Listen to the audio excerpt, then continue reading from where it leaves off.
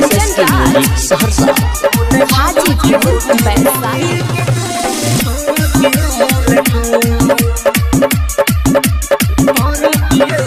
नाने उमर में छहिज कनाइल के तोरा गे पठैला कौ। नाने उमर में छहिज कनाइल के तोरा गे पठैला कौ। के तोरा गे पठैला कौ। के कनखी चलेल कौ। हाँ गे कनखी चलेल कौ। कौन बाबा के बूटी फूक के तोरा पिएल कौ।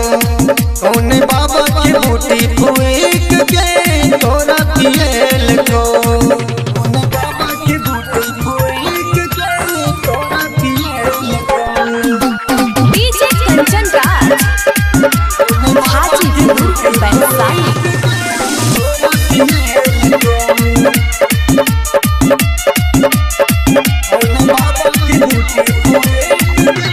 केकरा संगे है गे छोरी रातिया तो बितैला ही।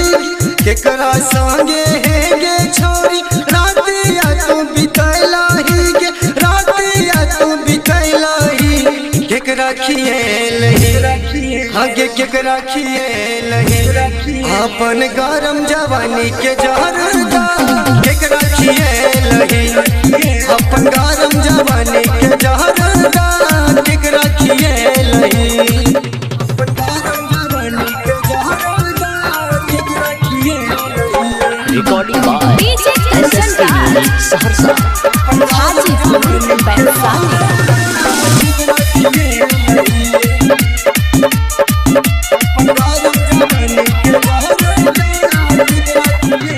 लागै छी जेना तू के छौरी मार करबै बही। लागै छी जेना तू के छौरी मार करबै बही। गे मार करबै बही। पूरा सहरिया आगे पूरा बजारिया बम बम के आई है एक दिन दुआरिया।